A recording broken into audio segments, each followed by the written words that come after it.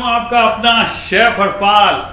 भाई एक चीज पक्की है, जो लोग घर पे खाना बनाते हैं ना, वो अपने परिवार का खूब ख्याल रखते हैं और खाने के साथ साथ हर चीज मॉडरेशन में होनी चाहिए, वो ये भी जानते हैं। जैसे कि शक्कर कितनी खानी चाहिए डेली, राइट, खाने में नमक कितना होना चाहिए, मसालों का ध्यान रखना, तेल का सही इस्तेमाल करना, ये सारी चीजों का वो बिल्कुल ठीक से ध्यान रखते हैं। तो जो लोग डेली खाना बनाते हैं ना, वो ये भी ध्यान रखते हैं कि भाई खाना जो है वो कितना पौष्टिक है, उसमें फाइबर है कि नहीं, तो ये ध्यान रखना बहुत इंपॉर्टेंट है। लेकिन हम जो रोज खाते हैं ना, उसमें फाइबर की मात्रा सही होनी चाहिए। घर पे सब्जियां तो बनती है, रोटियां भी बनती है, अब रोटी के द्वारा आपको फाइबर की मात्रा सही मिल जाए तो बस क्या बात है।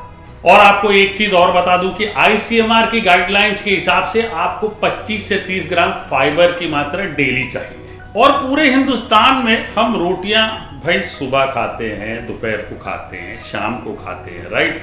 और अगर आपने आटा सही चूज किया तो आपको फाइबर की मात्रा बिल्कुल सही मिल जाएगी। तो रोटियां तो हम रोज बनाते हैं और आटे का चॉइस अगर आपने सही कर लिया तो बस फाइबर का इंटेक जो है उसकी मात्रा बिल्कुल सही मिल जाएगी। और भाई रोटियां तो बनाते ही हैं, मैं आज आपके लिए स्पेशल चीज बना रहा हूं, आटे का हलवा, और वो भी एकदम पौष्टिक तरीके से। क्योंकि मेरी बेबे घर पे ना आटे का हलवा बनाया करती थी और जब भी मैं जिद करता था तो वो आटे का हलवा बना के देती थी, बहुत मजेदार वाला। चलिए आटे का हलवा, और वो भी गुड़ के साथ बनाते हैं। सबसे पहले मैं काम कर लेता हूँ, यहाँ पे ये सॉसपैन में ये पानी डाल लेते हैं। 1.5 कप पानी मैंने डाल दिया है, इसमें 1 कप गुड़ ये डाल देते हैं।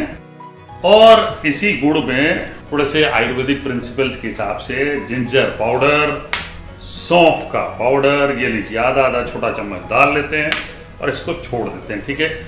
और अब आटे को भूनते हैं। इसके लिए मैं घी ले लेता हूं 3 बड़े चम्मच। 1 कप आटा लिया हमने विथ मल्टीग्रेन्स और इसको हम भूनेंगे अच्छे से। मीडियम आंच पे आटा को भूनना है जब तक हल्का ब्राउन नहीं हो जाता। चलिए आटे को भूनते वक्त आपने क्या क्या ख्याल रखना है मैं आपको बताता हूँ। सबसे इंपॉर्टेंट चीज है कि देखिए मीडियम फ्लेम से लो फ्लेम करते रहना आपने। आटा जल्दी नीचे जलने लगता है तो ये आपको ख्याल रखना है, ठीक है। एक पॉइंट आने के बाद भुनाई का फ्लेवर जो है वो आपको आने लगेगा, वो ध्यान में रखना है। देखिए इसमें जो मात्रा सूजी में पानी डालते हो जितना, उस मात्रा में पानी नहीं डालना है, क्योंकि सूजी जो है पानी सोख करके पी लेती है, इसलिए सूजी के लिए मात्रा ज्यादा होता है। रेंज से हटा के मैं इसमें किशमिश डाल लेता हूं। जब ये गर्म है थोड़ा सा पिस्ता डाल लेता हूं ताकि मुझे अलग से भूनना ना पड़े। थोड़ा सा आमंड डाल लेते हैं, इलायची पाउडर, और ये लीजिए 30 सेकेंड तक भूनेंगे ताकि ये जो किशमिश नट्स है ये भी भून जाए। आटा बढ़िया ब्राउन हो गया है, ये देखिए। अब ये लीजिए, ये बिल्कुल तैयार है। हम इसमें हमारा ये जो सिरप हमने बनाया है, चाशनी जो बनाई है हमने, ये डाल लेते हैं। ये लीजिए चाशनी डाल दी। अब इसे मिक्स कर लें अच्छे से। चलिए जी, हमारा आटे का हलवा बिल्कुल तैयार, परोसने के लिए मैं तैयार हूं।